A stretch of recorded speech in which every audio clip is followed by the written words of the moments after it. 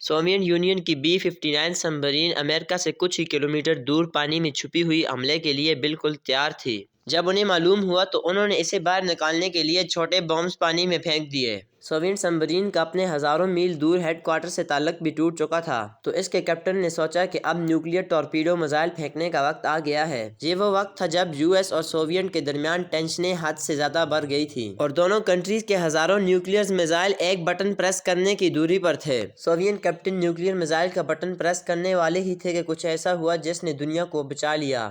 ناظرین، یہ واقعہ تاریخ کے ان 12 دنوں میں پیش آیا جب US اور سوویت کی آپس میں کولڈ وار حد سے زیادہ بڑھ چکی تھی۔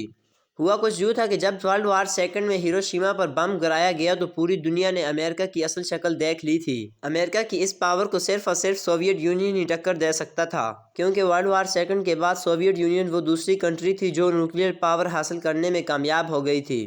انہوں نے کئی نیوکلیئر ٹیسٹ کرنے کے بعد انڈائریکٹلی امریکہ کو اشارہ دے دیا تھا کہ ہم کوئی جاپان نہیں کہ حملہ ہونے کے بعد خاموش رہیں گے۔ یہ وہ دور تھا جب ان کے درمیان کولڈ وار چل رہی تھی۔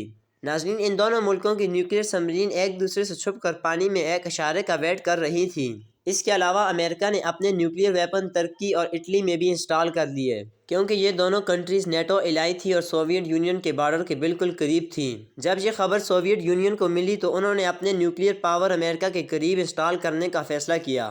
سوویت یونین نے اپنی نیوکلیئر پاور کیوبا آئی لینڈ، جو اس سے چند ہی کلومیٹر دور ہے، وہاں انسٹال کرنے کا فیصلہ کیا۔ تو اس وقت کے سوویت پریزیڈنٹ نکیٹا کرشچیو نے کیوبک آئی لینڈ کے پریزیڈنٹ فیڈل کاسٹرو کے ساتھ ایک ڈیل کریک کی۔ اس ڈیل میں سوویت یونین نے یہ طے پایا کہ وہ اپنے intercontinental ballistic missile ICBM Cuba میں انسٹال کرے گا، اور اس کے بدلے میں وہ کیوبا کو امریکہ کے حملے سے بھی بچائے گا۔ اس بات کی کسی کو خبر نہ ہوئی اور سوویت نے اپنے میزائل ICBM کیوبا کی لوکیشن میں فٹ کرنا شروع کر دیے۔ لیکن یہ خبر پورے امریکہ میں افواہ بن کر پھیل گئی تھی کہ سوویت نے اپنے میزائل کیوبا میں انسٹال کر لیے ہیں، جو اس سے چند ہی دوری پر ہے۔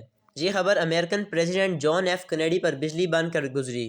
امریکہ نے پلان بنایا کہ کیوبا پر ایئر اسٹرائک کر سوویت ICBM کو تباہ کیا جائے گا اور بعد میں فل فورس کے ساتھ اس پر قبضہ کر دیا جائے گا۔ امریکن پریزیڈنٹ کا یہ پلان ورلڈ وار 3 کو دعوت دینے کا تھا، کیونکہ دنیا کی نظر میں کیوبا پر حملہ سوویت یونین پر حملہ کرنے کے برابر ہے۔ اگر ایسا ہو گیا تو دونوں طرف سے نیوکلیئر ورلڈ وار چھڑ جائے گی، جسے کنٹرول کرنا کسی کے بس کی بات نہیں۔ جب سوویت یونین کو ان چالوں کا پتہ چلا تو انہوں نے حملے کے جواب میں اپنی کمر کس لی۔ اس جواب میں سوویت یونین کی ایک نیوکلیئر سب مرین B-59 بھی تھی، جس کا ذکر اس ویڈیو کے شروع میں کیا گیا تھا۔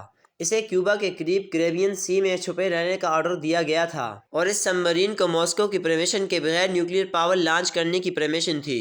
اور دوستو، یہ سب مرین اتنی گہرائی میں جا چکی تھی کہ اس کا ماسکو سے کانٹیکٹ بھی ٹوٹ چکا تھا، اور ساتھ ہی ساتھ US کو بھی اس سب مرین کی خبر ہو گئی تھی۔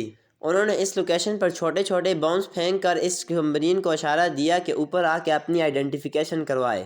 اندر موجود سوویت کیپٹن نے سمجھا کہ باہر جنگ چھڑ چکی ہے، تو اب نیوکلیئر ٹورپیڈو میزائل لانچ کرنے کا وقت آ گیا ہے۔ بے شک انہیں نیوکلیئر میزائل لانچ کرنے کی اجازت تھی، لیکن یہ سب مرین میں موجود تینوں آفیسر کی رضامندی کے بغیر نہیں ہو سکتا تھا، جن میں سے تو 2 ان کے حق میں تھے لیکن تیسرا ان کے حق میں نہیں تھا۔ تیسرے کمانڈر وسیلو آرکیپوف نے ان کے خلاف جانے کا فیصلہ کیا۔